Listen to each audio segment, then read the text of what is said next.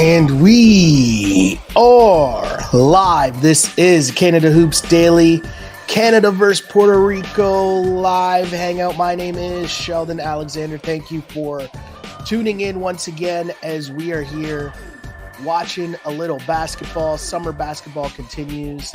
If you've been following along on the channel, then you know what we're doing here. Been doing it now for the last week, enjoying some summer basketball. Just basically gather around, watch some hoops, international ball at play. Yesterday, we enjoyed watching the USA take on South Sudan. That was an awesome game. And now we're off to an awesome start here as Canada taking on Puerto Rico in their final tune-up before the Olympics. Canada, obviously, last time we watched them play was against France. They had a solid victory in that one. So we're here to do it again on the Canada Hoops Daily channel. My name is Sheldon Alexander, as mentioned.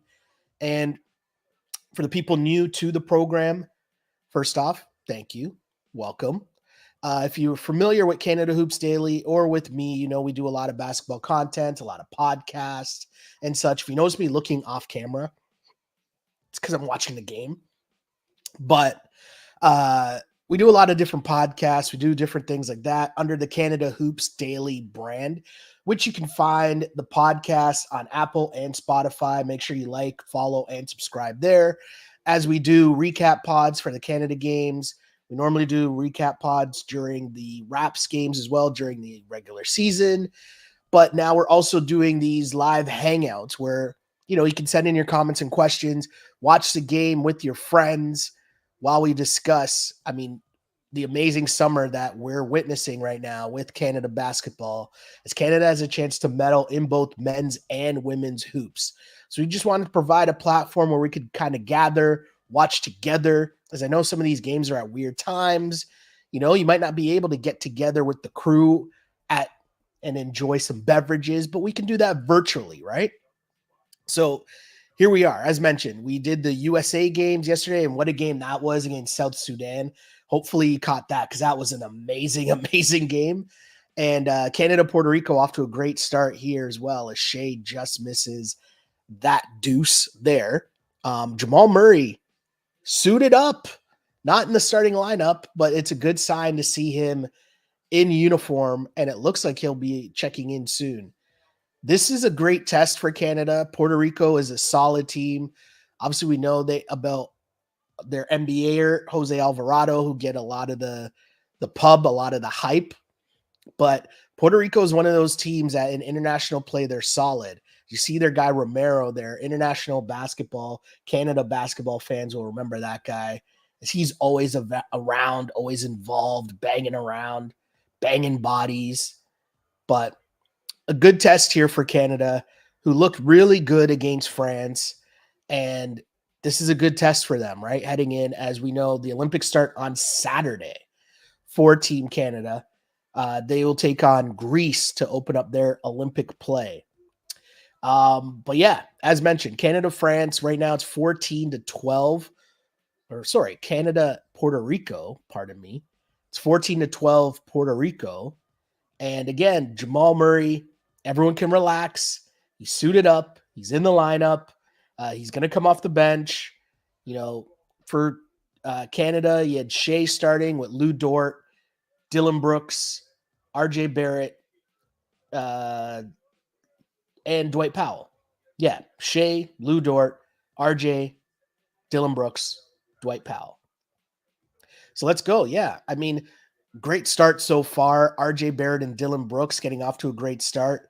And I think, if you're Team Canada, seeing that you can get scoring from those guys as well is going to be huge, especially Dylan Brooks. We saw how big he was for Canada in the World Cup. He's proving to be one of those guys that you see in international play that just step up their scoring once you put that national team jersey on. So that's been a good sight for sure for Canada. But yeah, this one will be a lot of fun. So as mentioned, we're just going to watch the game, send in your comments and questions. If you are on the YouTube feed, bless the video with the like, add in your comments, and let's enjoy some basketball. Hold on here, trying to see Make sure all the different feeds are up. All the different feeds are going all right.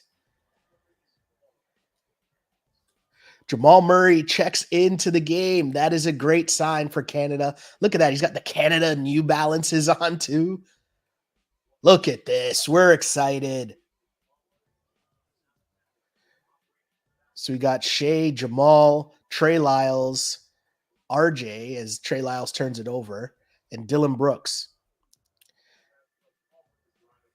Oh, no. Sorry. I got that wrong. We got Nikhil out there. It's not Shea. My bad.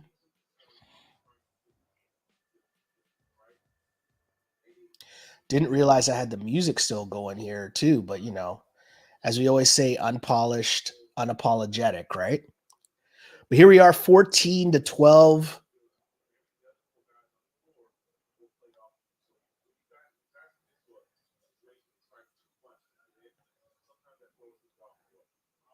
And this is interesting too, right? Oh, here we go. Murray gets fouled here. We talked about seeing the different lineups, and against France, I had the bigger front line of Rudy Gobert, Wemby. You saw a lot of either Dwight Powell and Kelly playing together. You saw a lot of minutes of Kelly and Trey Lyles. In this game, you're seeing Canada go smaller as Trey Lyles playing the five here. Now Kelly checking in as I speak and say that. Here we are. Kelly and Trey Lyles front court for Team Canada.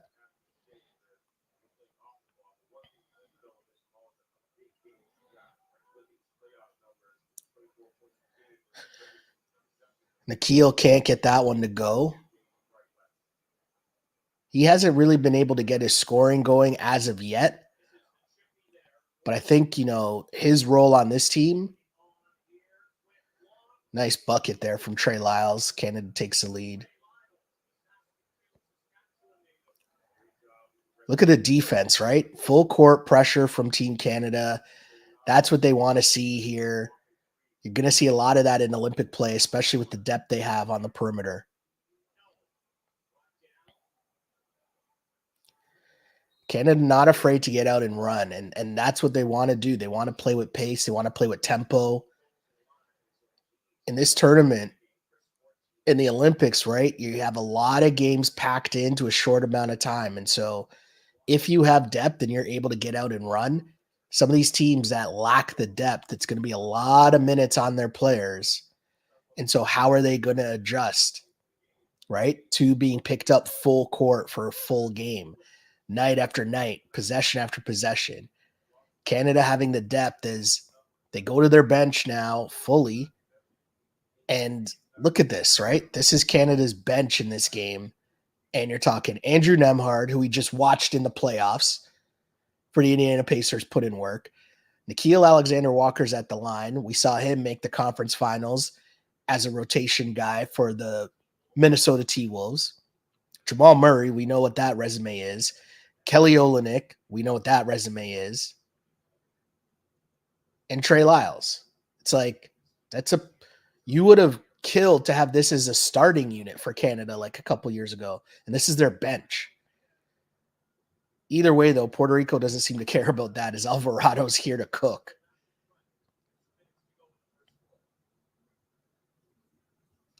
Strong move from Trey Lyles. Strong move. That's a confident post move from Trey Lyles.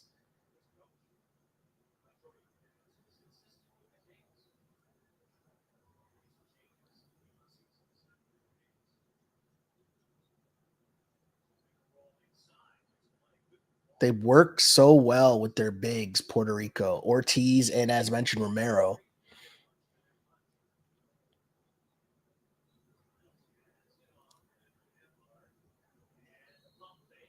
Strong take from Nemhard there. The thing I like so much about watching Canada play, and for the folks that watched the US game yesterday, just see the contrast, right, of Canada running sets. Everybody's moving. You're either setting a screen or you're moving towards the ball, but everybody on offense is moving. There's not a lot of standing around and watching, not a lot of ISO ball. constant movement. And that's what you want to see from the offense here, right? And that's the interesting part, or the difference of watching international ball versus watching the NBA at times, right? And listen, I love the NBA, of course, ride or die for the NBA. But it was interesting yesterday watching a lot of basketball, watching international play. Puerto Rico knocks down the three. But it was interesting, right? Yesterday watching the international play and then watching the WNBA. And it was so apparent to me watching those two games of not seeing people hunt fouls or flop or like try to take charges on defense every play. Like, it's just so interesting, the difference in basketball. Look at this full court pressure. This is amazing if you're Team Canada, right? This is how they're going to win. Look at that. Turnover, defense, offense, 3-on-1. Throw it down. Throw it down, Nikhil.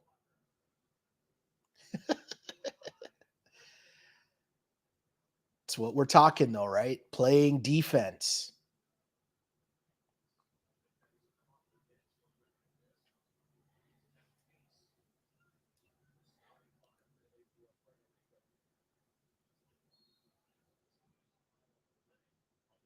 Kelly saying it's on the ground. Looks like they're going to give continuation, though.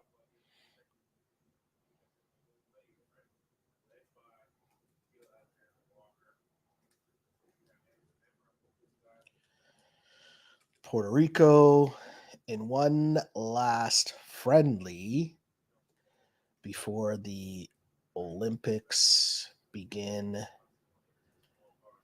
next week.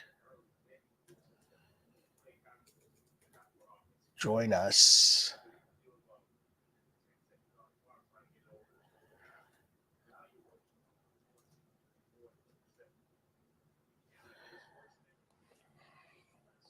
What are we calling this? Canada Hoops Daily Live Hangout? Hey.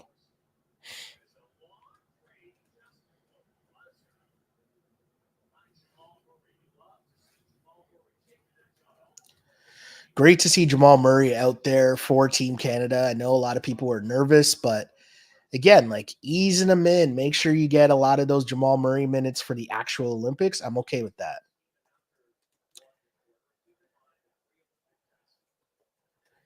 Game tied at 23 after the first cue.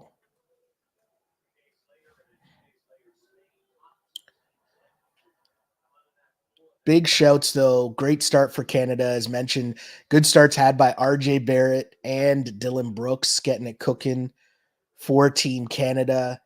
23 all is the start there.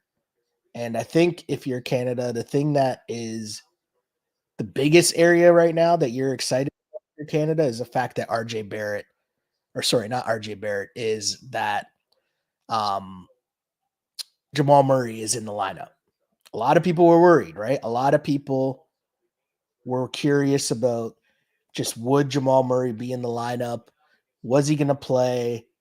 Just because you've heard so much about it for so long without seeing him in the lineup. But here we are. A sigh of relief can be had for all.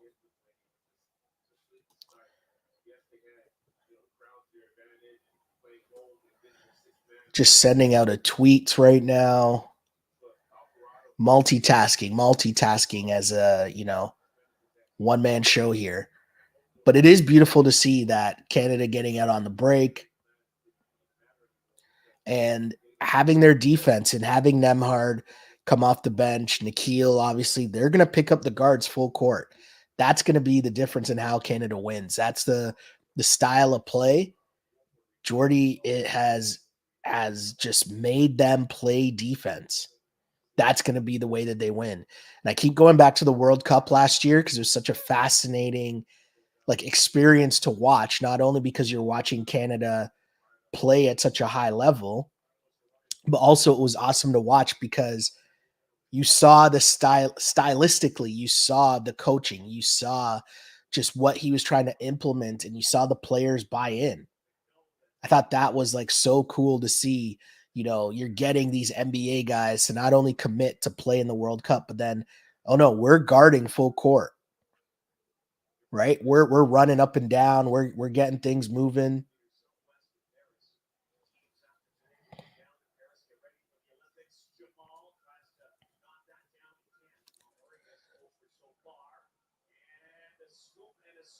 And that's the thing, right? Against some of these teams, here's Canada looking undersized. But if you're George Fernandez, you just bring up the last game and you tell Kelly and Trey Lyles, like, hey, we did this last game. So you showed us that you can do this against France. There's no reason why it can't be the same against Puerto Rico. Solid ball movement there.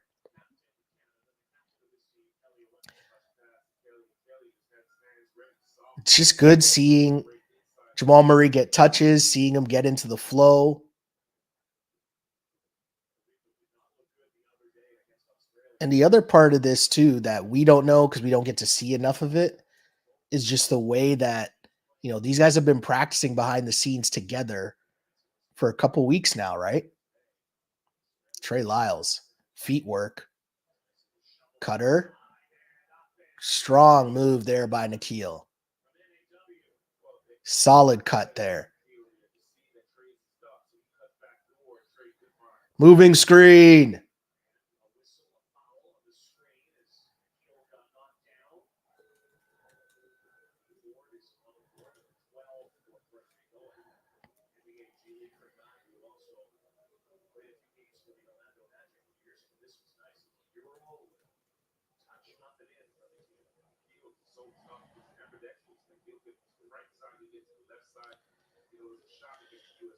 Why can't I find this? 27-25, Canada with the lead. You got Jamal Murray, Trey Lyles, Kelly Olynyk, NAW.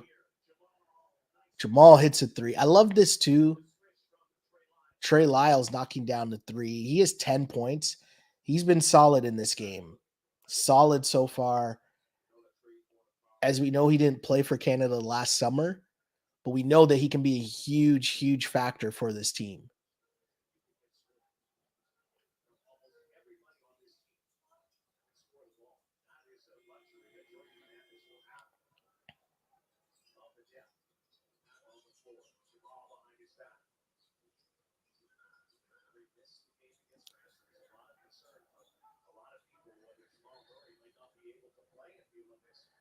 And here's the thing, right? Like you're hearing Rod Black on the broadcast talk about how nervous people were because Jamal Murray hadn't played yet.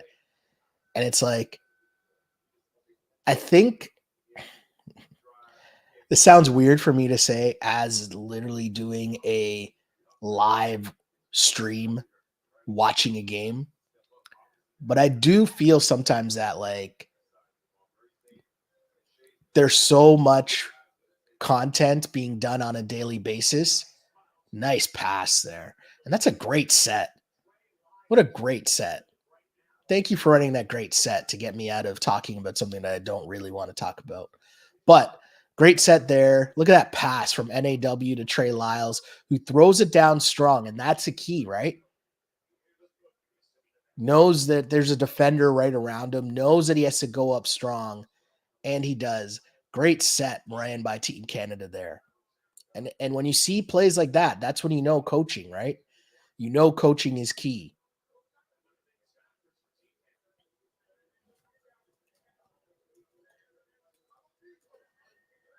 Great start for Trey Lyles.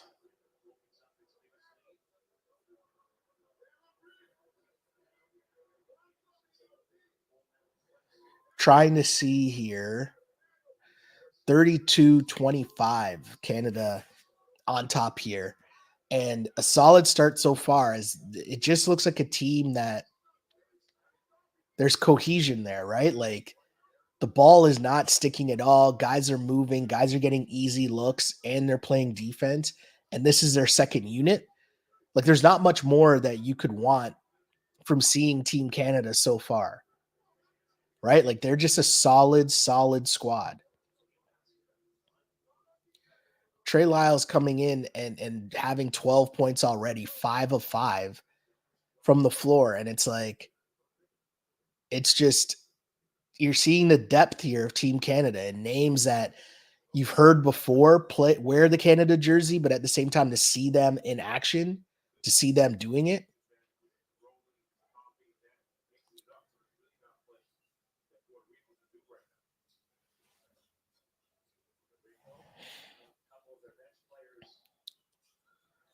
Floater game.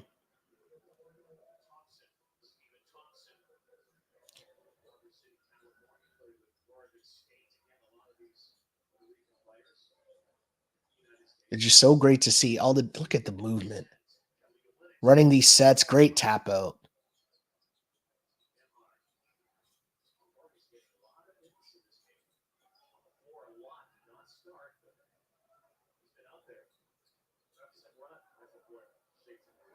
Good job, Canada getting back. And I don't know. The part that I'm loving seeing is just all the different ball handlers that Canada has. We've seen it times in the past they would struggle, and yet here you have Jamal Murray able to handle the ball, Nemhard able to handle the ball, NAW able to handle the ball, like, and then you got more subs coming in, and here come Lou Dort and RJ, right? And it's just such a great rotation, and Dwight Powell. So pardon me, Dwight Powell and Lou Dort. Someone asking, where can I watch the game? CBC Gem, if you're in Canada. Just go to cbcgem.com. Make sure they'll give you a prompt where you can sign in with your like Gmail account or whatever, or Apple account, whatever it is. It's free. Just sign in and there's a live stream there. That's for you, Danny. Another great set run by Canada for an easy dunk for Dwight Powell. And Canada just looks smooth, man.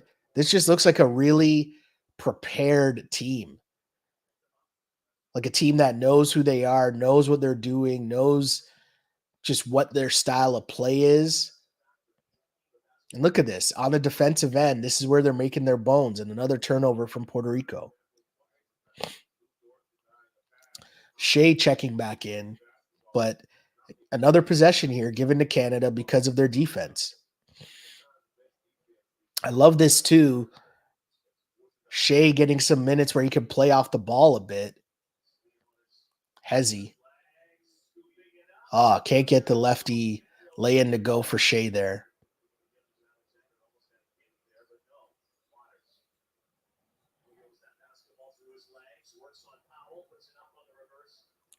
Couldn't get that one to go either for Puerto Rico. Nice pass.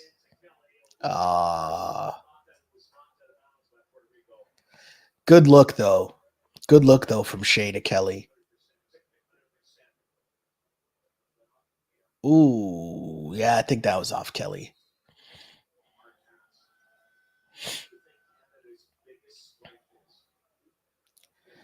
This is so interesting right now.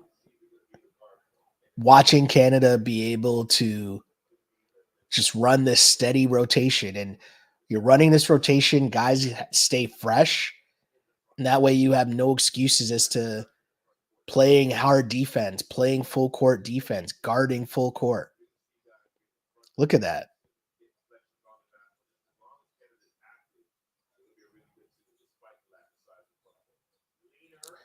And it shows the importance of what Canada has built over the last few years as well. Look at that.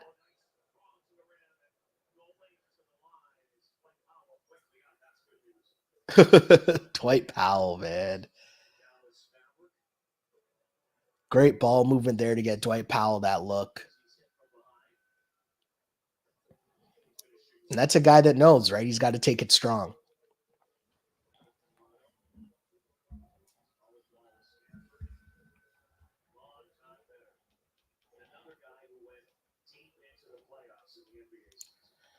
(34-27) Canada up with 5:21 left in the game here.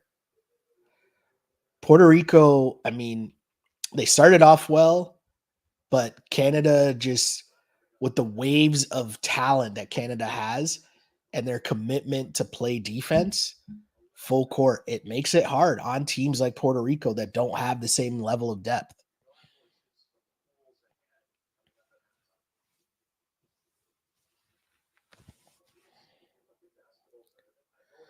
I'm excited, man. I can't wait for Saturday. Canada versus Greece at the Olympics. It's going to be so amazing. I mean, it's going to be a tough game, obviously, because you're playing against Giannis, and Giannis, the troubles that paints. But Canada has enough guys that they could throw at Giannis, right? Dylan Brooks will probably get that starting look, but obviously that guy Lou Dort will get a look as well.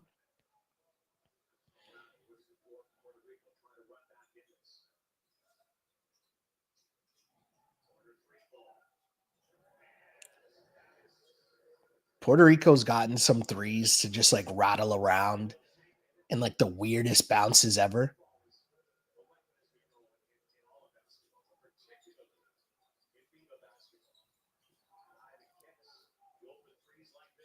Uh, Dwight Powell doing his thing on the glass. Shea's been pretty quiet so far, hasn't he?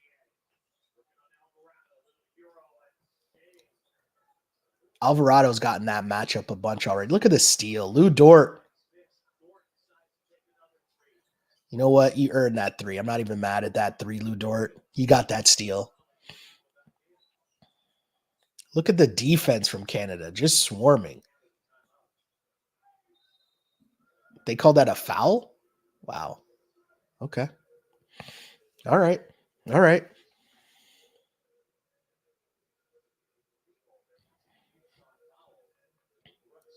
Looks like they'll be shooting three.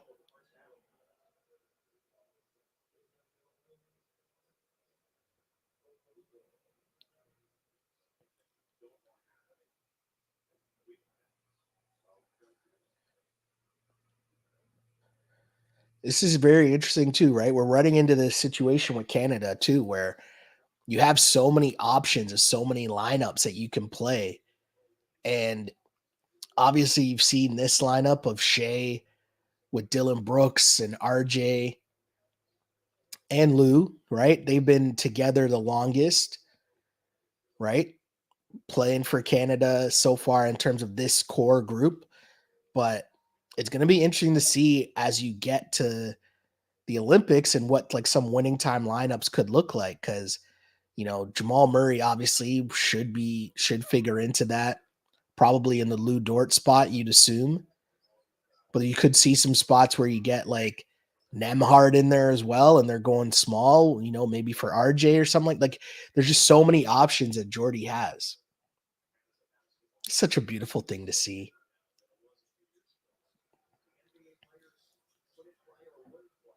Puerto Rico looks to be extending here their defense as well. But you notice a difference there in that press. What's the foul call? Oh, saying Lou stepped out of bounds. Wow. Okay. All right. All right.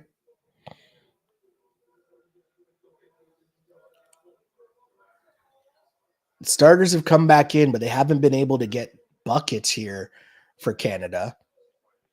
Puerto Rico making a push, getting back in the game.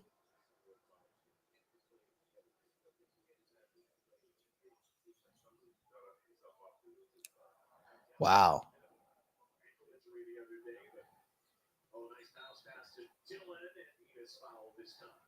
Canada's ability to just quickly turn defense to offense is huge as well. Other key part, right? Like you want to be able to get easy baskets. You don't want to be sitting in the half court too much. You got to hit your free throws, though, right? Got to hit your free throws.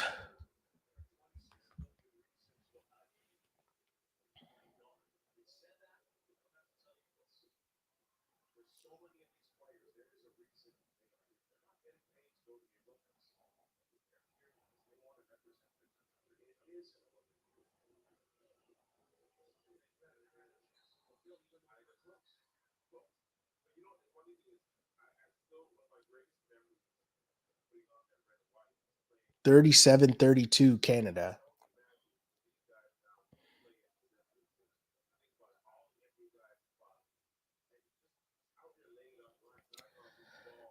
This is like the second time you've seen Puerto Rico just throw the ball out of bounds. You can tell they're flustered by the defensive intensity from Canada, right? Like they're throwing them off their normal routes of running plays and their actions that they've been running.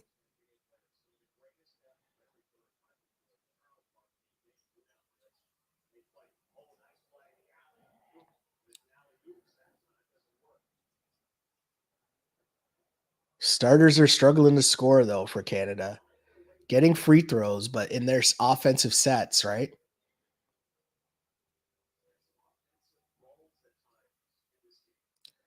Dylan, Dylan the villain for three.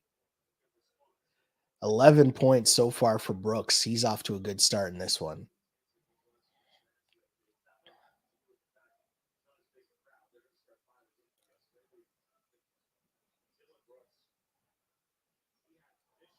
Shea knows that one's on. No, that's not Shea. I think that's RJ.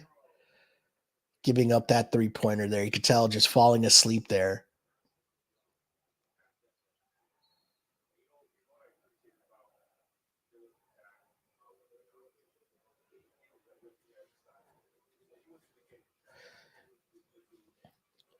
RJ to the line here. Most of Canada's buckets or points here in the second quarter appear to be coming from the line. Like they're just getting to the basket as the shots from the perimeter aren't falling unless you're named Dylan Brooks. It's still good to see if you're Canada that you're able to find a way to get points on the board. You're not just settling for jumpers. I don't know, man. This team just looks like they're ready.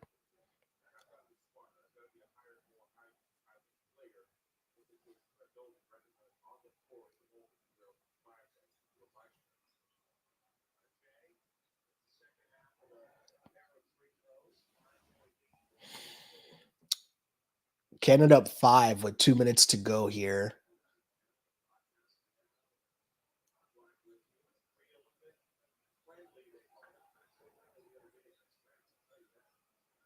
Okay, okay. Too much dribbling. Didn't know what he was doing there. It's like he got by Lou, but Lou was able to recover, and that was just a tough play for Mr. Waters there.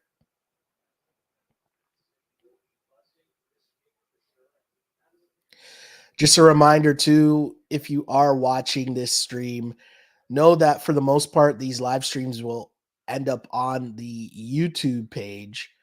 Sheldon Alexander is where you would go to watch these live streams during the tournament.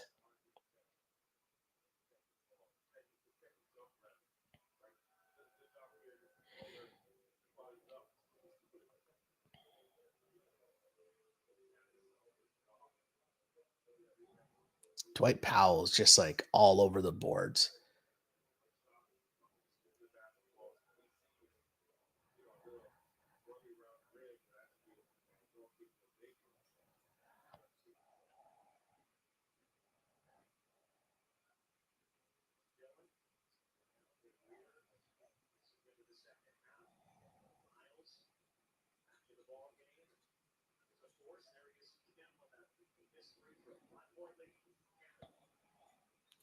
Gotta hit your free throws, though. Gotta hit your free throws. See it, and this is where the lessons will be told, the lessons will be learned from Canada. Getting another steal as Puerto Rico throws it away there. Shea mentioned Shea was quiet, but it doesn't take much for him as he's smiling. It's his first points of the game. And even that is just such a good thing to see, right? Uh-oh. It's RJ. No, he's okay.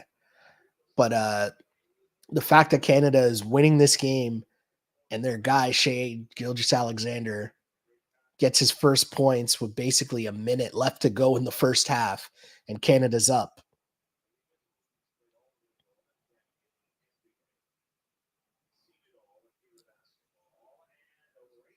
That was a pass. That was a pass from Lou.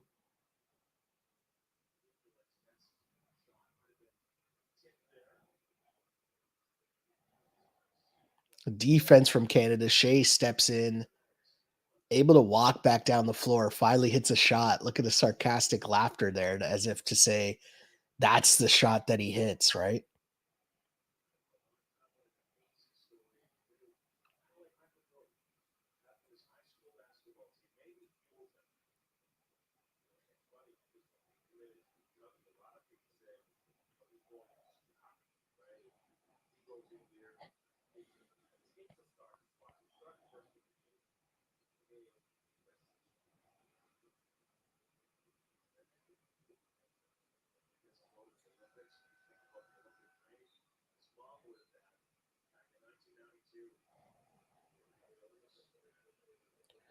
What's this here? Puerto Rico going to call a timeout? I guess this is one of those, situations where you never know when you're going to need to draw up a play in the tournament. So you might as well take those chances now against live defense, right?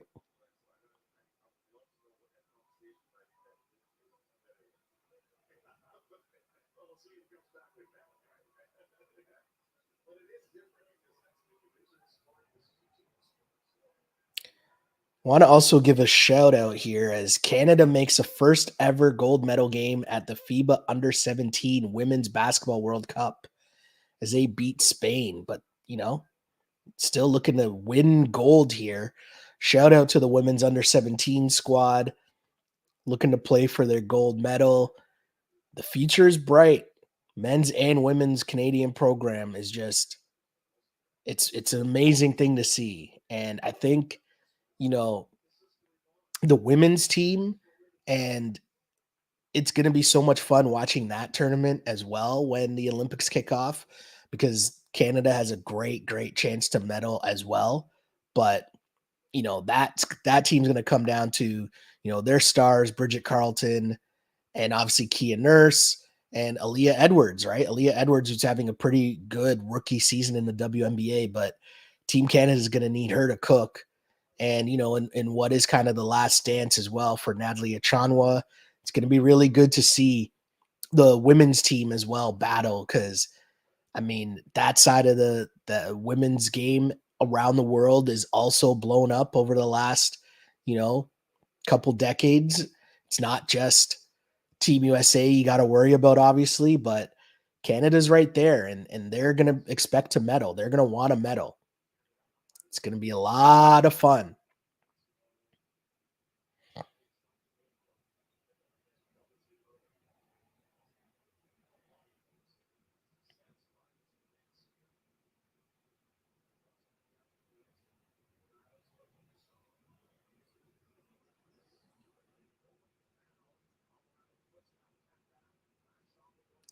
10 seconds left. Alvarado can't get that to go. Now Shea's coming back on him. Great look from Shea. Oh, great look from Shea to get RJ a look right at the buzzer as Shea was double teamed, but RJ's unable to knock it down. Solid start for Team Canada as they're able to lead Puerto Rico at the half in this final Olympic tune-up against Puerto Rico. Canada has done a really good job in this game so far as they lead going into the half, despite the fact that Shea Gilgeous-Alexander scores his first points with like a minute to go in the game. Nonetheless, Canada leads 46-40 at the half. As mentioned, a great start from a lot of different names that you might not expect for Team Canada. You had Trey Lyles with 13 points, Dylan Brooks with 11 points, RJ Barrett with 8. And maybe the biggest nod or the biggest, sigh of relief, I guess I should say, for Team Canada is the fact that Jamal Murray is in the lineup. He did get some minutes. He did play. I know there's a lot of people worried about Jamal Murray. Would he be in the lineup? Would he play for the Olympics? People are starting to get nervous. But Jamal Murray did suit up, did look all right, you know. I mean, at this point, of all the I know Canada basketball fans have been disappointed at certain points of following this team over the last couple decades. So people were almost waiting to hear the bad news of maybe Jamal Murray wasn't going to play, but they can now relax because he's in the lineup. He's in the lineup. Everything is all good.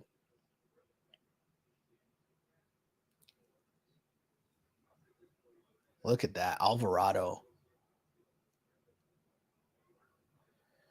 Shouts to Alvarado too. If you remember how cool it was to see when they qualified and how emotional he was.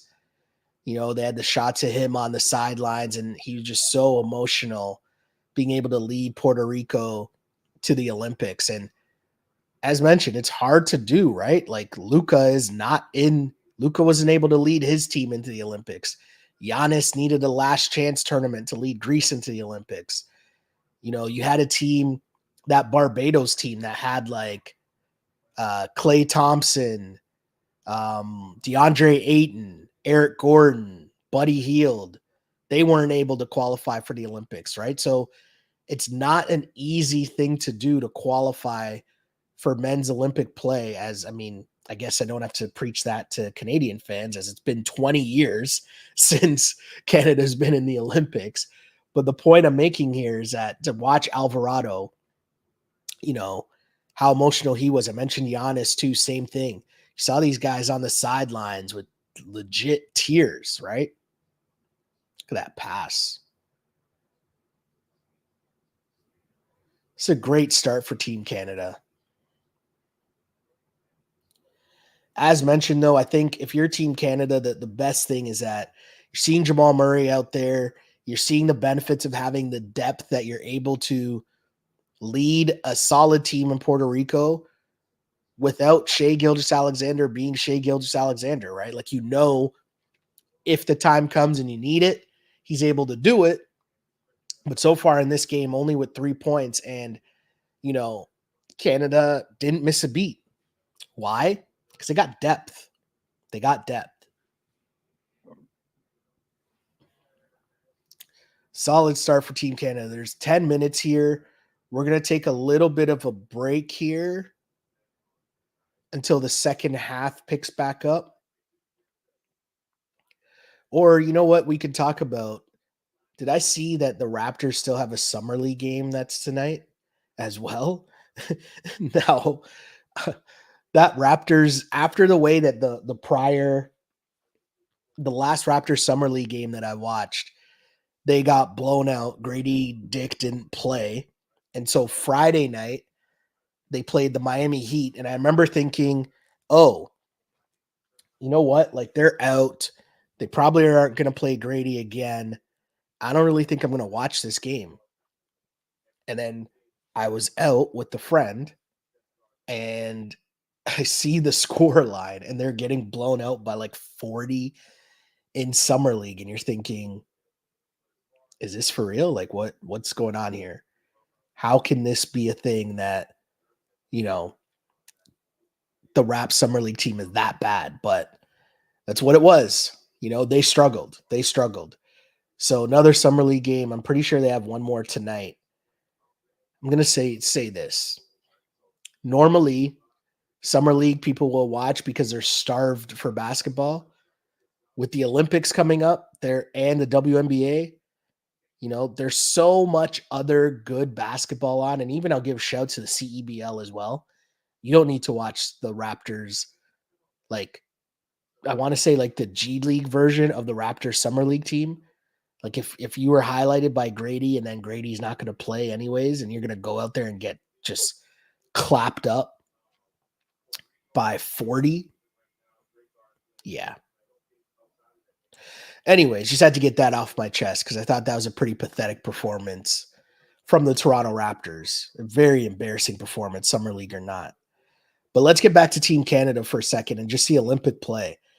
For people who didn't see Team USA yesterday, that game was an incredible, incredible game from South Sudan. And listen, there's not many expectations on South Sudan, but they went into that game against Team USA yesterday as 43.5 point underdogs. I'm going to say that again.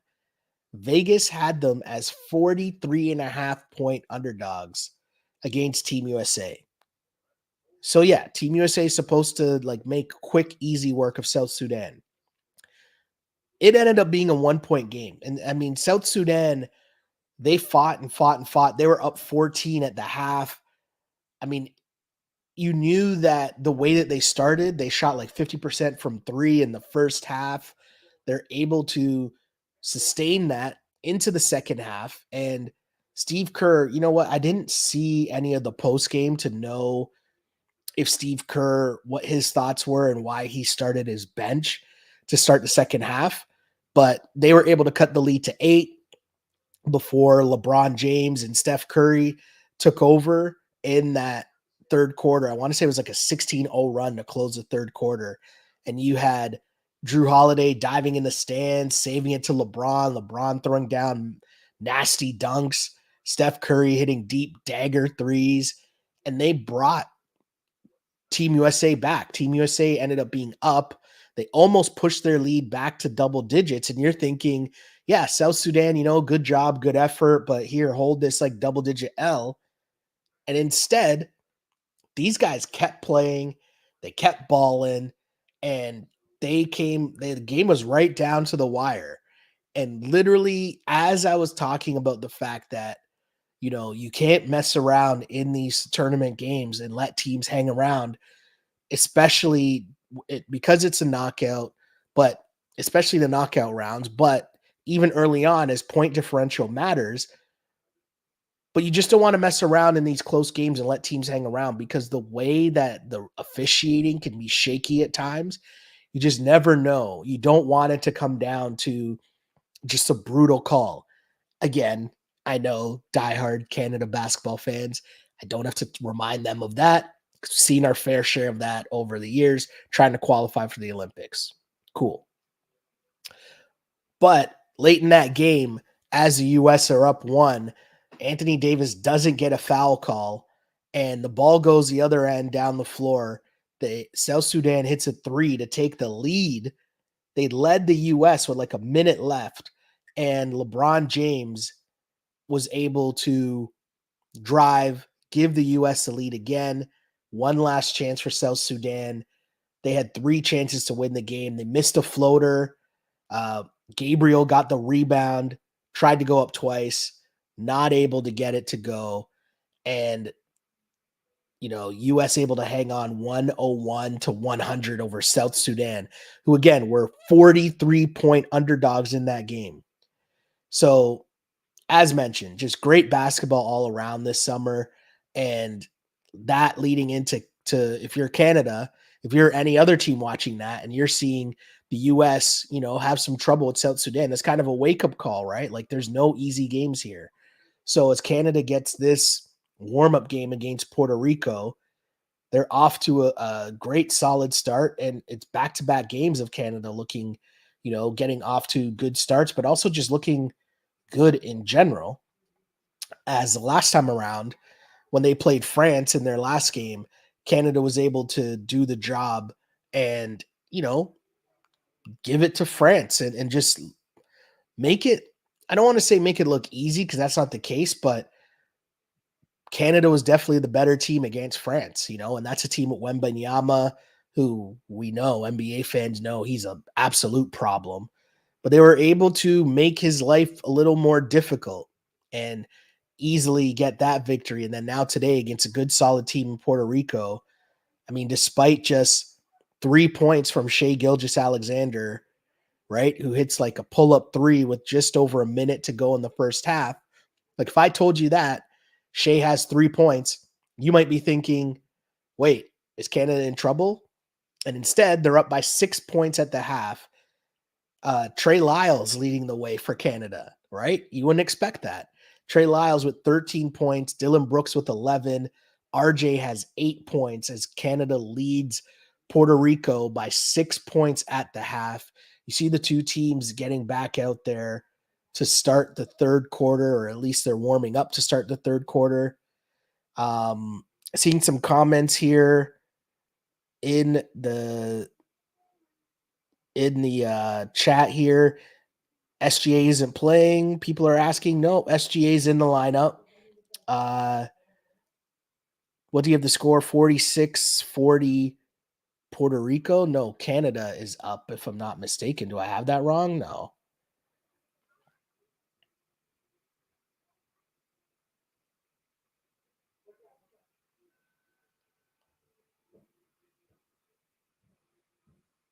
I feel like the other part of this game is,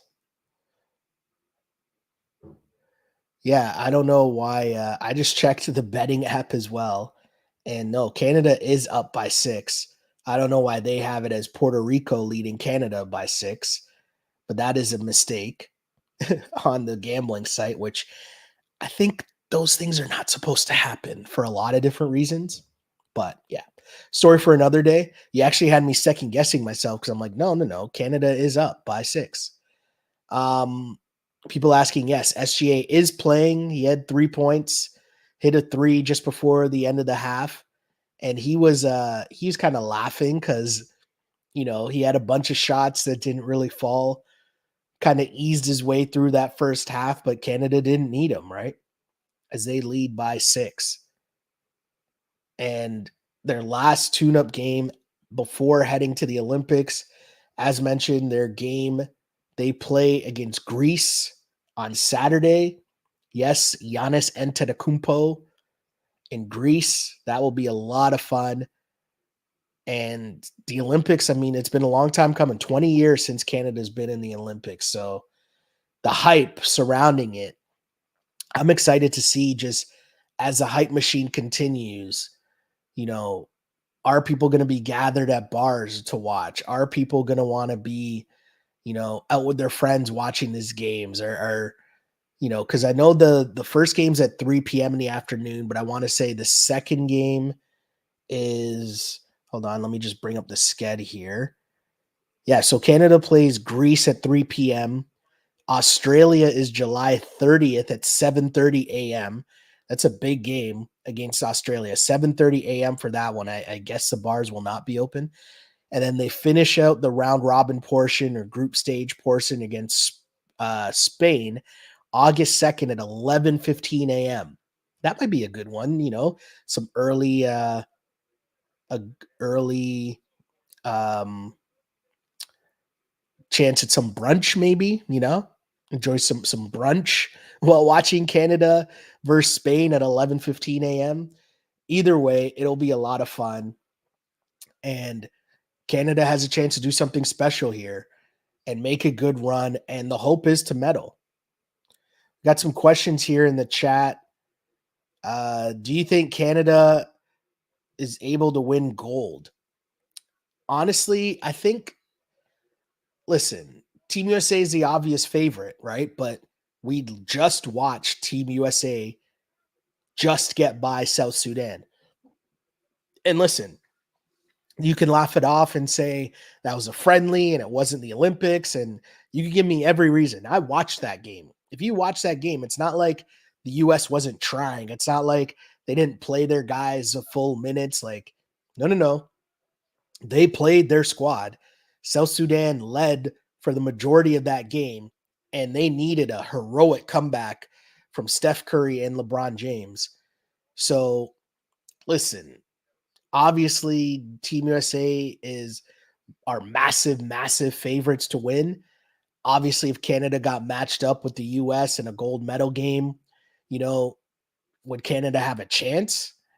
Of course, they'd have a chance. You'd have to play a damn near perfect game and have things go your way. But, yeah, they have a chance.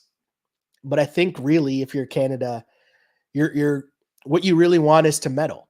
You want to medal at the Olympics and let everything else, you worry about everything else, right? Like, you take care and handle your business, because you never know how things are going to shake out on the other side of certain brackets.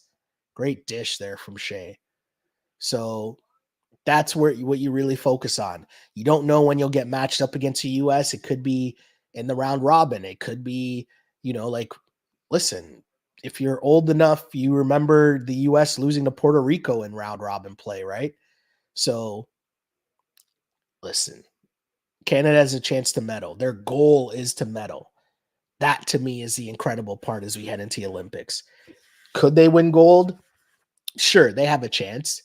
They're the second. Vegas has them as uh, the second favorites to win gold, obviously behind the US. And, the odds are well behind the US, but you asked if they had a chance.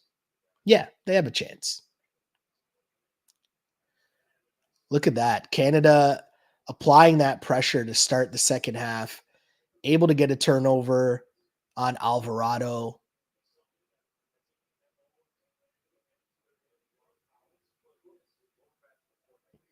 That's not a foul.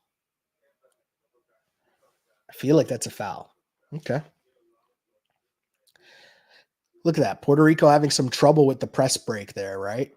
Alvarado with the turnover. Look at that ball movement. Getting RJ the open bucket. Canada extending the lead now to 11 as RJ knocks down the three. He has 13 points right now for Team Canada. And you could tell the intensity that Canada's starters have come out here on the defensive end. You saw Shea with the steal, right? You saw them get a couple steals early and have that lead to transition and offense. And the following possession just before Alvarado with a terrible turnover. That's all caused by the pressure of Shea and Team Canada. And the other part too is Dylan Brooks. Much like to start the first half, Dylan Brooks and RJ Barrett have come out just with such aggression here. Canada ups the lead to 14, 54-40. Great start for Team Canada here in the second half. Dylan Brooks splashing a three. And for Brooks and RJ, right? These guys are solid three-point shooters in the NBA. But now you move the line in for FIBA basketball and you shoot a lot more open shots just because of Jordy's style of play where you're getting a lot of ball movement. You're getting a lot of guys, in good positions. Dylan Brooks, man. Olympic Dylan.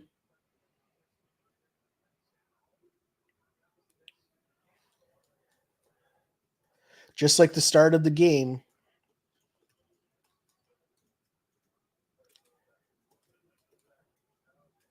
Dylan Brooks and RJ Barrett have come out strong. Canada's lead now up to 14 early in the third Q.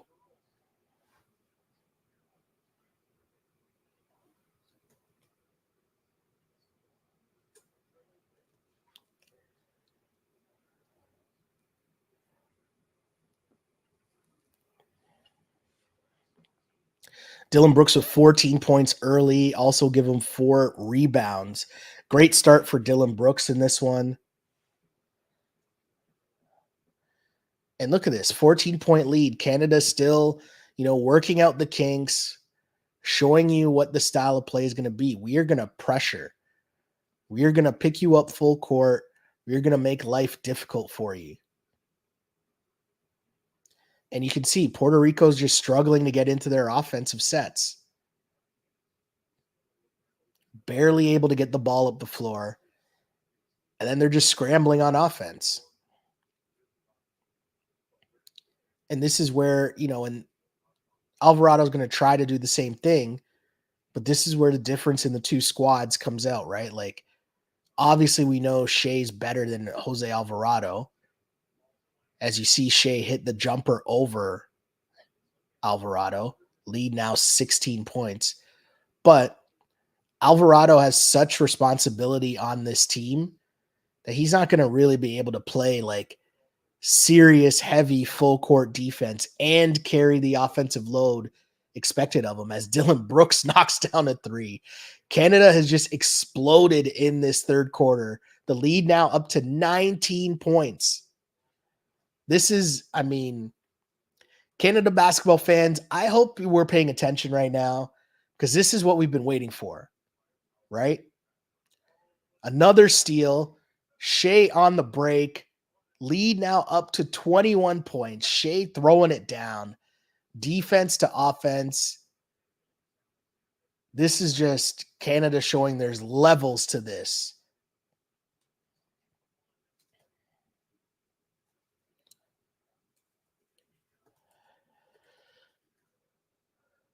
I really hope we're paying attention in this country to what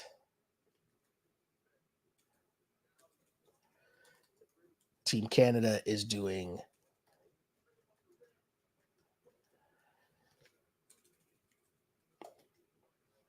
They've exploded right now and are leading Puerto Rico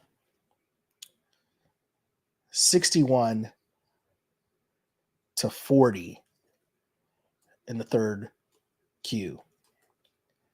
I'd say they look like they're ready for the Olympics to begin. And again, Puerto Rico is a solid team, right? It's not like Puerto Rico is one of the favorites, not anything like that. This is more so about Canada and just the style of play that Canada is playing with, the level of commitment that they're showing on both ends of the floor, and the ability to get buckets from so many different guys on their team.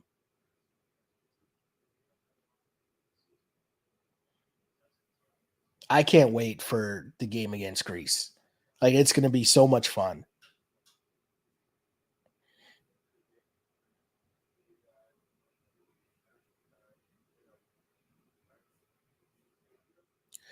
The way too that if you're Canada, you kind of allowed Puerto Rico to get back in the game late in that fourth quarter, ends up being a 6-point lead, but then I don't know what happened at halftime. Actually, you know what? If I go back to last year's World Cup, I feel like this happened a couple times in the World Cup where Canada kind of would go into the locker room and then come back out with the vengeance and just flip the switch and it's game over for the other squad. We saw this a couple times in the World Cup last year. As Shea is just, I don't know if I mean, obviously we know he's had a lot of battles with Alvarado in the NBA, but it looks like he's just telling Alvarado, listen, bro, like I'm just big time bullying you. Yeah, I was wondering what just happened there as a race just like kicked into the middle of this feed there. I was like, is that a commercial? Is that an ad for something?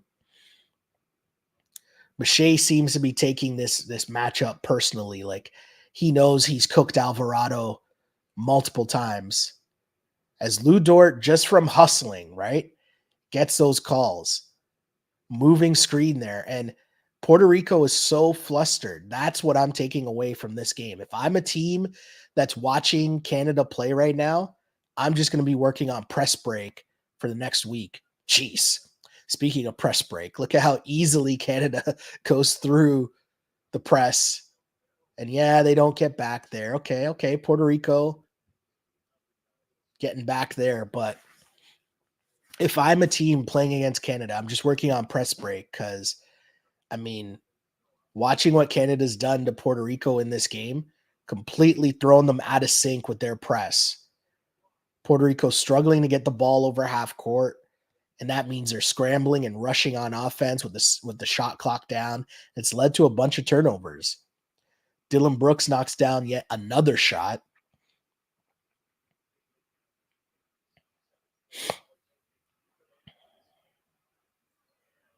A nice shot there.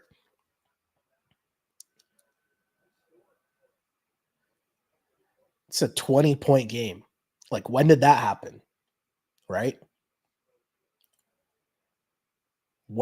And the one thing that is kind of crazy to see as we get a good replay there of that great passing from Canada and Dwight Powell throwing it down. Is it's a 20-point lead right now. Canada's going to their bench, and there's not going to be that much of a let up, right? Their bench is still really, really good. As Nemhard checks in with Trey Lyles and Nikhil Alexander Walker.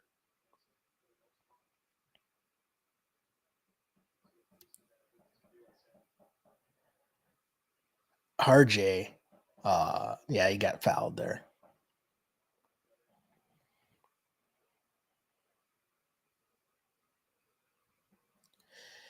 Canada on a crazy, crazy 15-0 run to start the second quarter. And I mean, what a way to I want to know. I remember asking these questions during the World Cup. What were Jordy Fernandez's speeches like during halftime? Nikhil knocks down a three, and that's a great sign for Canada if he can knock down threes for this squad as well.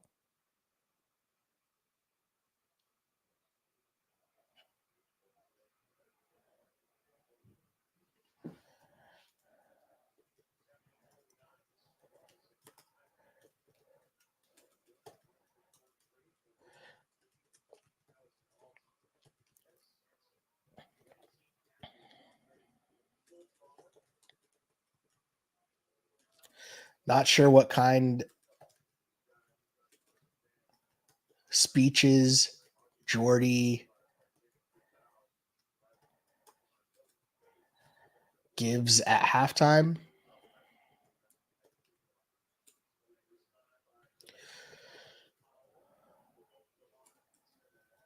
But they seem to work most often than not. Canada has taken over in the third, opening on a 15-0 run. Crazy stuff.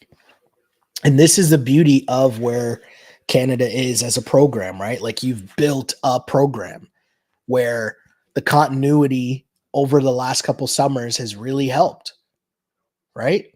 Like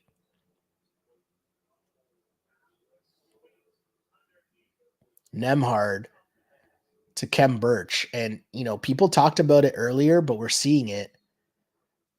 The ability to see Andrew Nemhard come off the bench and lead a second unit and run the second unit. Like if you're Alvarado, right? Alvarado has to stay trying to do all of this as he slips on this court, which again, I know people are worried. Jamal Murray hasn't checked back in, right? And I get it. There's no need to play Jamal Murray right now. You just got to know that he's good for the Olympics. Great. But Alvarado having to carry such a burden for his team offensively and defensively. Meanwhile, Canada is able to sub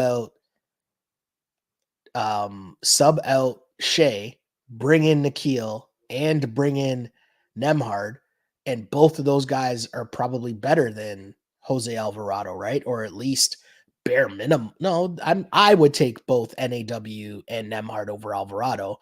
But the point I'm making here is just the depth of Canada, right? Like there's a drop off, but the drop off is still really, really, really good.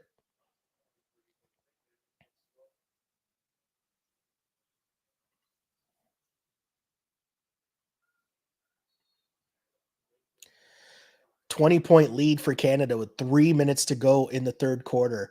They've completely flipped the switch here. And it's just been such a crazy, crazy, crazy third quarter run. Canada doing it with their defense. Last game, I talked about how I thought the key was their depth and their depth allowing them to play defense. And in this one, it's just been, you're seeing it. There's two things, right?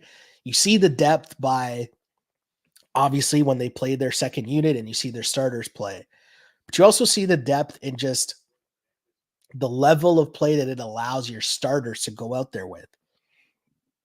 they know that there's not going to be a drop off when they Canada goes to their bench. So if you're Shea, you can go all out on defense. You can exert a little more energy than you might have exerted last summer in the World Cup. You know what I mean?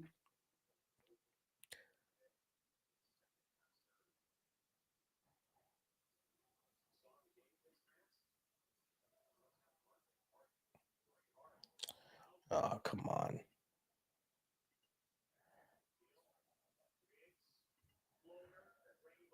Again, Nikhil, I mean, he's had a really solid game, and that's a good sign for Team Canada. It's something you definitely want to see. He was a huge part of Canada's success last summer on both ends of the floor. And if you're able to get offense from him on your second unit, it's a huge boost for Canada.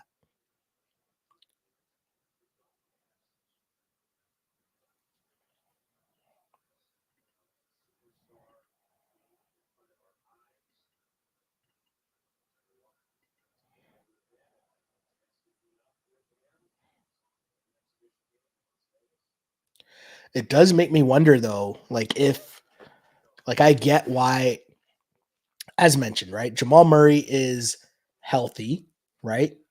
We talked about the contract stuff last pod, and there could be a reason why Canada is just being gentle, we'll say, with his minutes and how much they're going to play him before the actual Olympics. And I got to be honest, right? Like if the alternative is you don't have Jamal Murray at all, or you have him in limited minutes, I'll take him in limited minutes, right? Because when you do get those matchups, when you need it against USA, you're going to want Jamal Murray then. I'm not worried about Jamal Murray now when you're up 16 in a friendly to Puerto Rico on this court that you're seeing guys slip and fall all the time. The other part to remember too is that this is just a little different than most scenarios in terms of media, right? Like there's not necessarily media following this team right now that's able to ask questions or, you know, I don't know if demand answers is the right way to phrase it, but there's no one to answer to if you're Canada, right? Which is good because whatever it is, it's working. And the overall goal is team, right? What is it called here? What was that called? They called Kelly for a foul on that? Come on. That was just Alvarado being too small.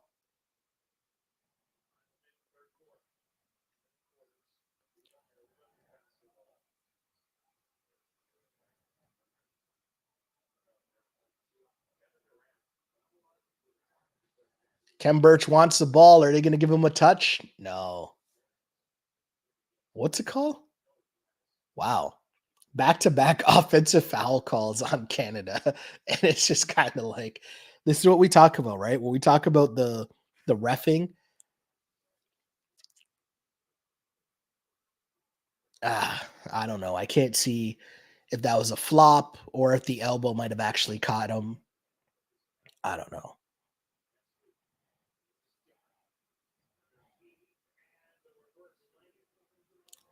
If you're Canada here, though, you don't want to let up here. You want to finish off strong. I was going to say that's, of course, a foul. Look like the old NBA take foul there.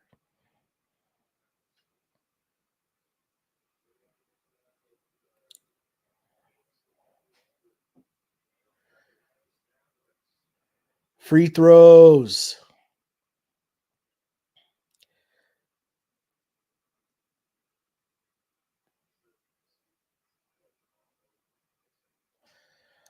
I do feel like there's nothing to overreact to if you're Canada, but there will be people that will overreact to Jamal Murray playing limited minutes. He hasn't played yet in the second half, but I would say that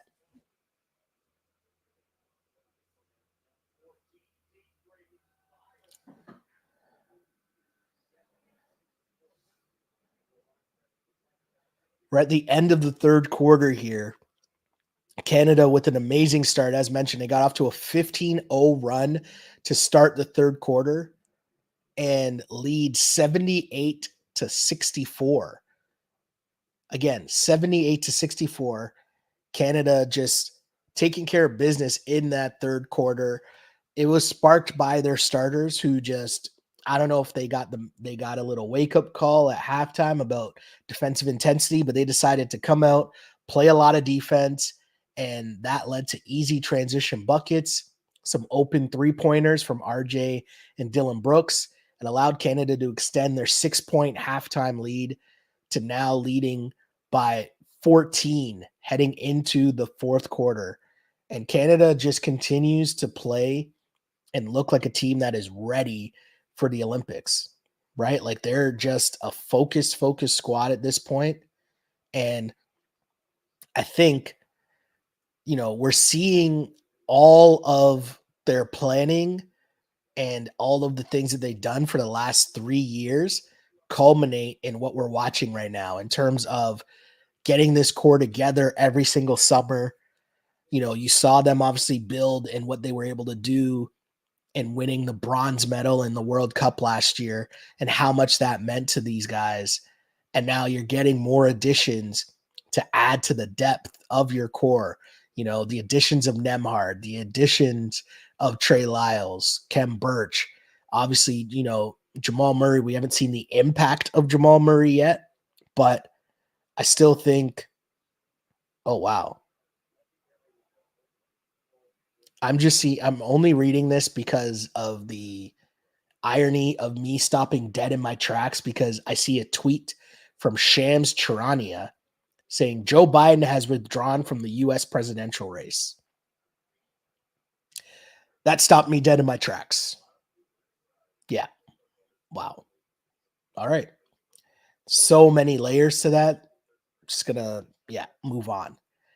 I don't even know how I transitioned to that. But I had to stop to be like, wait, what? Are Woj and Shams gonna like fight over that one too? Like, how did Shams get that? Did Shams scoop Biden or what's going on here? I don't know. It's crazy. Um, what I do want to say though is if you're Team Canada, this is a beautiful thing to see. You're entering the fourth quarter, your last tune-up game here. Yeah, it doesn't look like Jamal Murray's going to play, and I get it, right? You just have him go out there, suit up, have him play, probably quiet some of the outside noise here about whether he's going to play for Canada or not.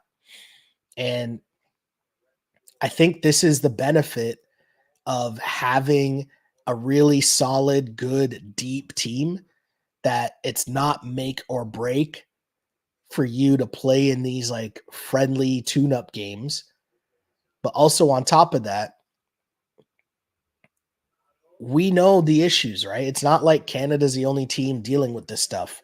We saw Kawhi Leonard didn't play as it's now a 10-point game here. But, you know, maybe I'm speaking too soon because maybe they'll put Jamal Murray in as this game isn't it's not like Canada's blowing them out anymore. It's a 10-point game as Shea comes back in, can't knock down the three, and here comes Alvarado. Wow, okay. Alvarado knocks down a three. It's now a 7-point game. Timeout Canada? Nope. Jordy saying, nah, I'm making you guys play through this. And I like this from Jordy, right? Not going to bail them out. Let them play through it. And Shea does what Shea does. Vet point guard play. How do you stop the other team's run?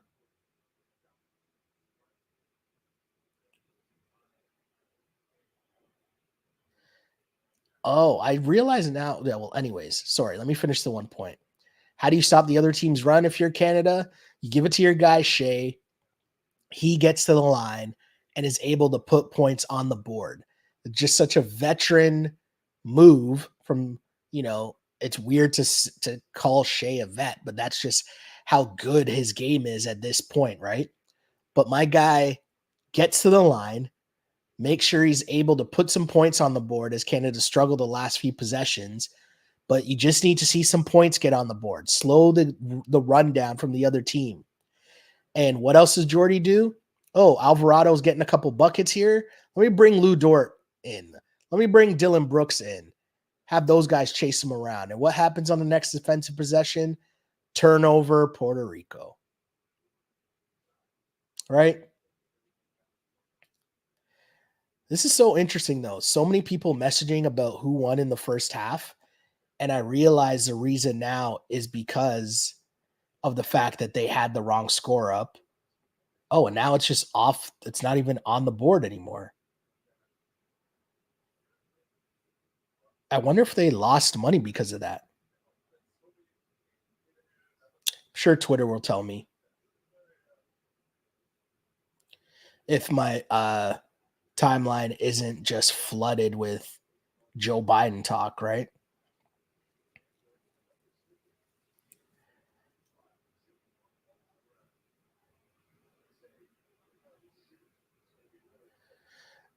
And we saw Jamal Murray play for about 7.5 minutes in that first half. That might be all we're going to see from him. And again, I'll say it, I'm okay with that. We need Jamal Murray for the USA game. We need Jamal Murray, for the knockout round. Okay, Alvarado. Look at this 6-point game. Canada was up. Canada was probably feeling himself. And this is good. Have yourself a little adversity here where you play really well. You understand what you can do, but then you let up and he let a team come back, right? Dylan Brooks knocking down another jumper. He has 21 points in this game. Dylan Brooks is cooking. But look at the difference in defense now from Shea. Look at that. Alvarado again, and now he's fired up. He's amped up.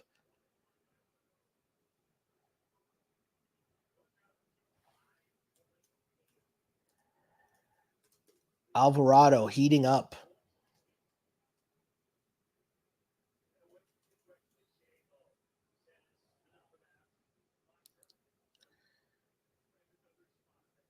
And Shea is cooling, right?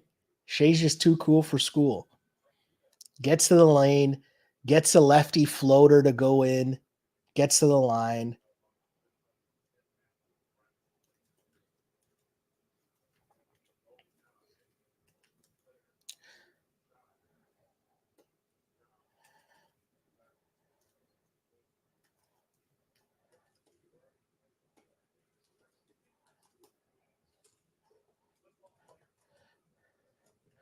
SGA is just too cool, though.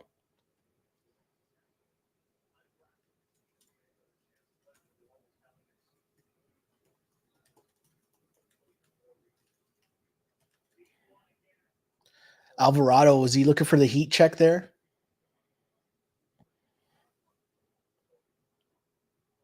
Lou. Yes, Lou. We needed that 3, Lou.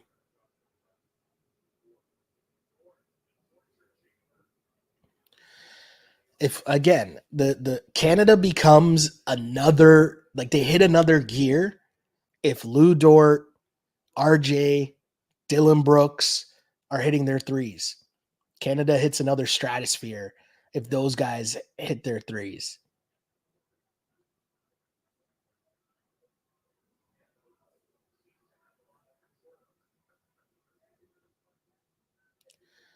Look at Alvarado in the huddle.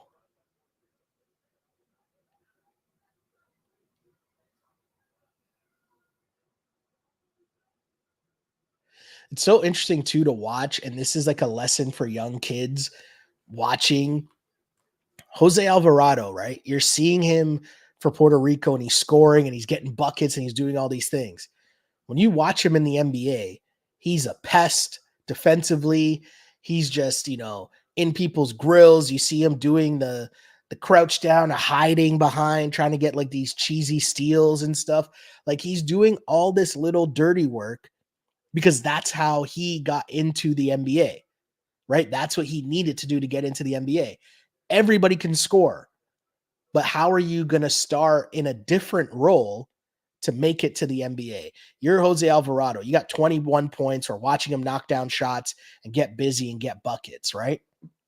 But you're not Shea Gilgis Alexander, right? You're not going to outscore that guy in the NBA. So how are you going to play in the NBA? It's just such a great lesson for kids watching and understanding that it's not all about your stat line and getting buckets because everybody can score at that level. It's just an interesting thing to watch, and it's also a thing that people forget with international play, and I think as a Canada fan, you're seeing that with Dylan Brooks, right? You see a different version of Dylan Brooks when he's playing for Canada, who's able to get buckets and score, and look at him here, getting a steal, leading the break, give and go. Look at this guy. Ah, he missed the layup.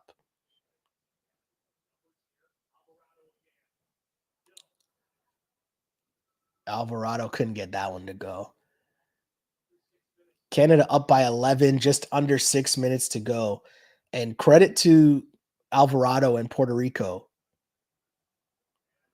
This is terrible. So, do you know what's dumb here? This is what's dumb. You could see after Alvarado missed that last shot, you could see him and Dylan Brooks were kind of going back and forth, but it looked harmless. And if you're the ref, you probably just see that continue, him and Lou Dort talking trash back and forth, and you're going to call technicals. And it's like, I get it, but it's not necessary, right?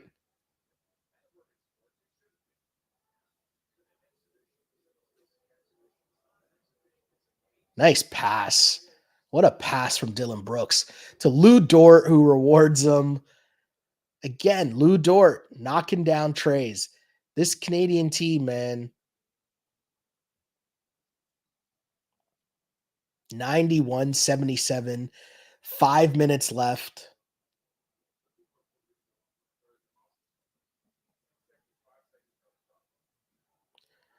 Canada's defense, again, forcing terrible shots from Puerto Rico. RJ Barrett, coast to coast. Did you get the call? Yeah, you got the call.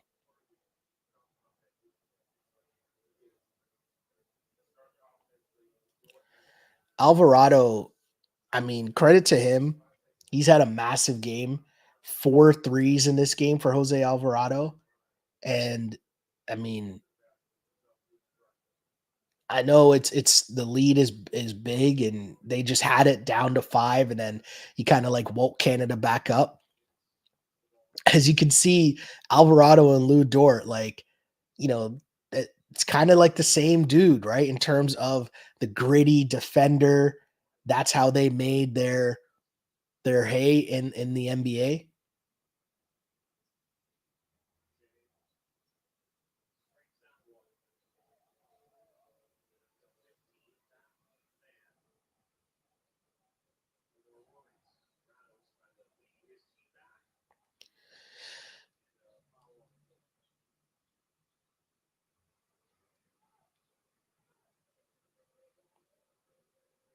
What's the call here? Yeah, okay. They showed a replay there, and these guys are just talking to each other. I mean, what could they possibly be saying that's that crazy?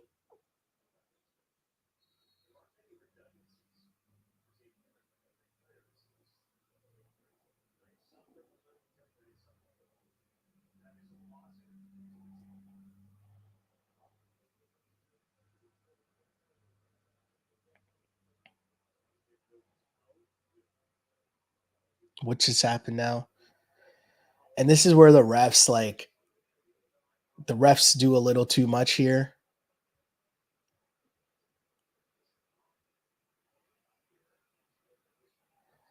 Yeah, I mean, that's a lot of nothing.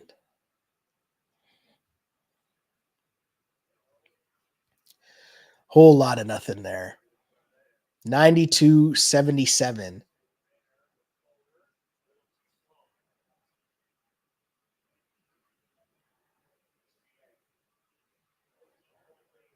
Too easy for Shea. Too easy for Shea. You could tell Shea played this game like not in full gear at all. Oof. Oof. Shea. Yes, Shea in a Team Canada jersey. You see, I got my Team Canada jersey behind me there. Oh, wrong way. There we go. Let's see here. People still asking what the score is, how many points. I wonder if people are asking this because of betting. It's got to be, right? People are trying to find box scores. They bet on like point totals. Canada's up 94-77 for those asking. And I mean, a great push there from Puerto Rico, led by Jose Alvarado, brought them back. The lead was cut all the way down to 5 points before, Canada woke back up. Shea took over and yeah, lead back up and extended.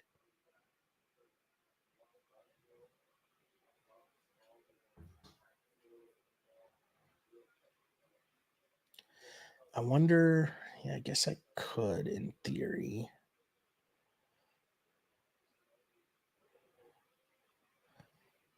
Yeah, but it would look weird. Hmm.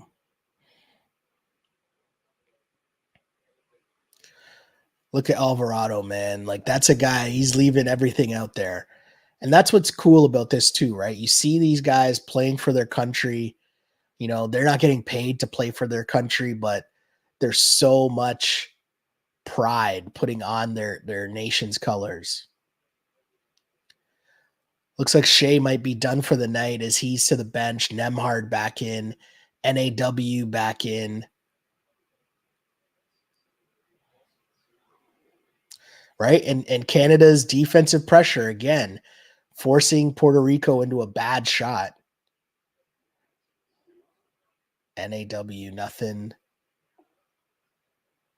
Huge block from Dwight Powell. Lou Dort with the hezzy. 94-77, Canada up. 3:42 left in this game.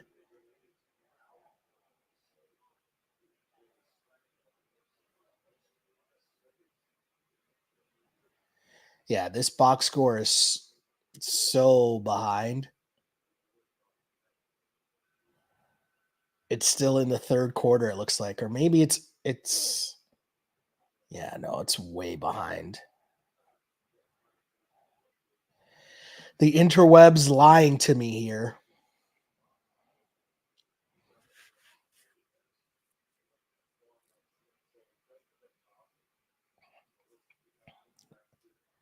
Oh no, that's the wrong game. What happened here? Did we get a technical or something?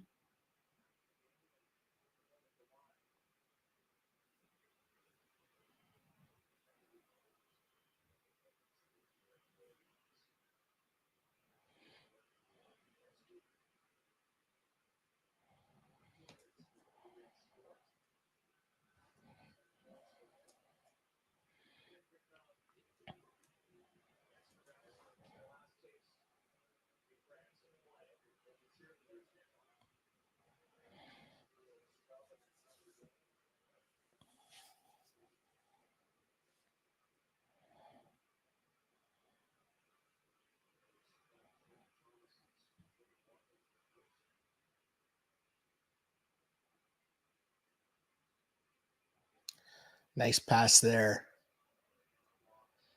Open look for Melvin Edgem, not able to get it to go.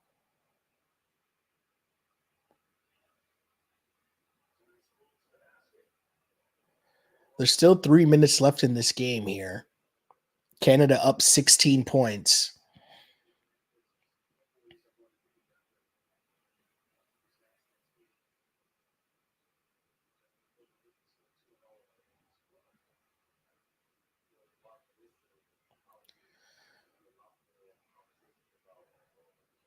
Big time three there. Melvin Edgem. You like to see that. That's a guy who's played for Canada for so many years, played in so many different tournaments and qualifiers, and played with so many different teammates for Team Canada as well. And it's really good to see him get a chance to still be around the team here as they finally make it to the Olympics, but also get into some of these games, right? Like we saw them get late minutes against Team USA and obviously against France, and then now in Canada's last tournament friendly against Puerto Rico. You see Phil Scrub in with Melvin Edgem, right? And it's just a really cool thing to see. Gives those guys a little bit of show them a little bit of love for all the work that they put in for this program, holding it down while the NBA guys are in the NBA or dealing with contract stuff or whatever it is. Melvin Edgem, the Scrub brothers, those guys answered the call with a lot of other dudes as well, for sure, but answered the call every time they were asked to play for their country and keep the program afloat.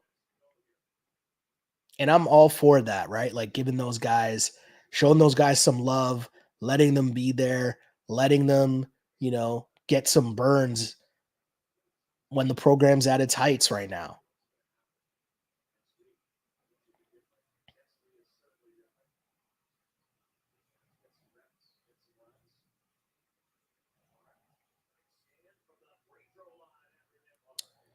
Canada hits the century mark, 100 to 81. Is that Nemhard's first field goal of the game? It's a nice, cool game here for Canada.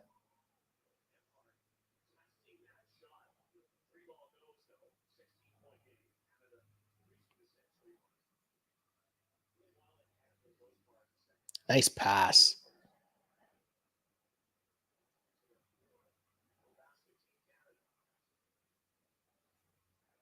Back to back threes here for Puerto Rico. They're not going away quietly.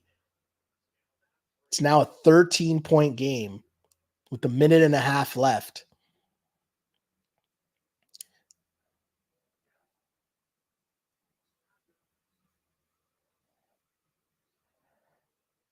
Nikhil with the step back doesn't get it to go here.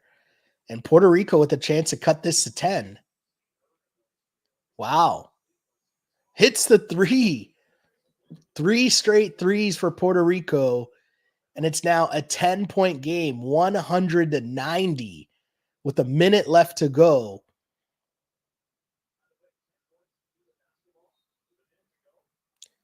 Oh, and one. They called the and one there. Nikhil Alexander Walker driving the lane, getting the tough floater to go.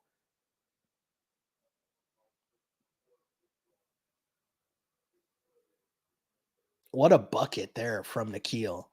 A huge bucket there, too, is you got to give him some credit because Canada was struggling and he copied cousin Shea there in terms of making sure you get to the line, make sure you get some points up on the board.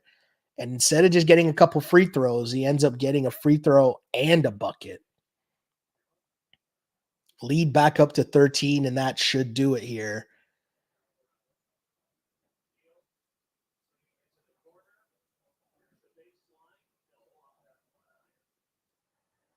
$103 to 90. Puerto Rico bringing the ball up. Just over 20 seconds left to go in the game here. Canada is going to come away with another victory. A very solid performance here from Team Canada as they're going to win their last warm-up game here. Another three from Puerto Rico. Puerto Rico's a solid team. You can't don't take this game so lightly in terms of like what this means. Puerto Rico is a really, really good team, and Canada made fairly easy work of them. Canada wins by 10 in this one. In their last Olympic friendly, they beat Puerto Rico, and it's a great, great sign, if you ask me, just because Team Canada, you know, we know the program they've been building for the last few years, and we know what the expectations are heading into the Olympics, and the fact that Canada has I mean, they look like they're a well-oiled machine ready to go. And I know that first game that we watched them play against the US, they they didn't really play the full game, right? Like Shea and company played like the first half. We obviously know now, obviously Jamal Murray wasn't really going to play a lot in these pre-tournament games. But what I will say though is that Canada in these last two games here where they kind of really formed a rotation, formed a starting unit, formed a bench unit, you got to see these guys really play together. Canada has looked really, really good against two very solid teams. France and Puerto Rico might not be, the top teams, like the very, very top teams at the high end of the list, but they are two teams that you don't want to take lightly in Olympic play at all. And, credit to Puerto Rico who made a good run and they hung around. They were close with Canada, but they end up falling 103 to 93. Canada with the 10-point win. Puerto Rico made a couple comebacks late. Alvarado led a comeback late to cut the lead to 5. And then after, they went to the bench units, both teams, Puerto Rico made another comeback to cut the lead to 10. But Dylan Brooks for Team Canada leading the way with 21 points for him. Trey Lyles and Nikhil Alexander-Walker with 15. Shea Gilgeous-Alexander, RJ Barrett with 14.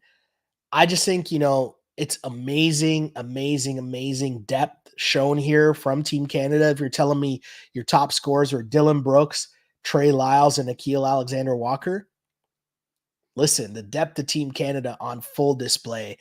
If you ask me, I know people are going to try to make a big deal about Jamal Murray and his status and the fact that he played 7 minutes, and we tend in our society on social media, the way we do this stuff, people will be like, why did he only play this little minutes, instead of focusing on the positive that, hey, he did play. Jamal Murray did play.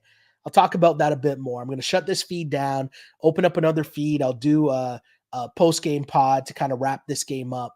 But I'll say this, big win for Team Canada, 103 to 93. Canada ends their exhibition play with a 2-1 record.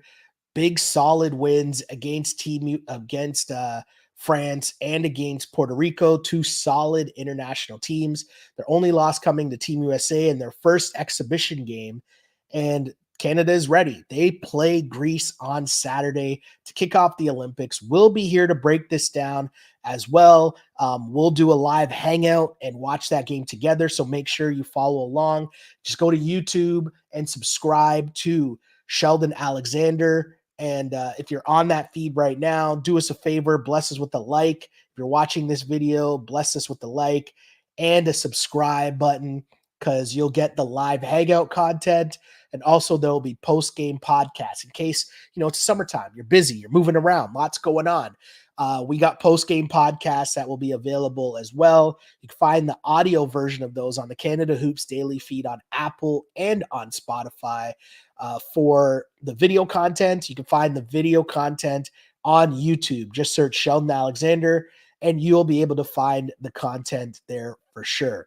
Again, big win for Team Canada, 103 to 93. Huge win over Puerto Rico.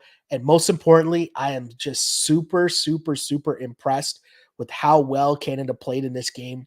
Their ability to show depth and lead against a solid team without much from Shea Gilgeous-Alexander early. And, when Puerto Rico made a push, Shea pushed back. So solid win there. Again, going to break it all down on the podcast coming up shortly. But until then, my name is Sheldon Alexander. You can follow me on Twitter at Shell Alexander or at Canada or at Can Hoops Daily. And on Instagram, you can find it at Canada Hoops Daily or Sheldon Alexander. That's where you can find that. As mentioned, video content, Sheldon Alexander on YouTube. Big shouts to all the people that have followed along with this game on the live stream. Really appreciate it. We're seeing like good numbers and everything's blowing up, and we appreciate that a lot. Don't forget to hit us with a like, tell your friends about it, tune in. Canada's schedule heading into the Olympics. As mentioned, we'll do the live watch alongs. We'll see next for a Canada game, Canada versus Greece, Saturday at 3 p.m. Then you can catch us the following Wednesday, July 30th, 7:30 a.m. in the morning, Canada, Australia. And then August 2nd against Spain, 11:15 a.m. We will do live hangouts for all of the Canada men's games. Going to try to do the Canadian women's games as well. That's just more dependent on schedules. And also the US basketball games, going to try to do live hangouts for that as well. A great month of basketball we got coming up, and it'll be a lot of fun. So join us, be a part of the fam. Make sure you subscribe. Really appreciate it. Again, Canada wins 103-93. Dylan Brooks leading the way with 21 points on 8 of 12 shooting, and great solid games all around from the Team Canada bench, as Trey Lyles and Nikhil Alexander-Walker with 15 points, Shea and RJ with 14 points, and the big news, Jamal Murray suited up, played 7.5 minutes in the first half. And yeah, he was out there. All the people that are worried, oh no, is he not going to play? He's going to play. Let's just relax. Sigh of relief. All positive things heading into the Olympics for the Canadian men. Thank you for tuning in. As always, I used to pray for times like this, to rhyme like this. This is Canada Hoops Daily live hangout. You just watched with us Canada defeat Puerto Rico by 10. We're ready for the Olympics. We'll be back to do this again. Make sure you stay tuned for the podcast and all the other content coming from the Canada Hoops Daily brand, because as always, we are unpolished and unapologetic. Until next time, see ya.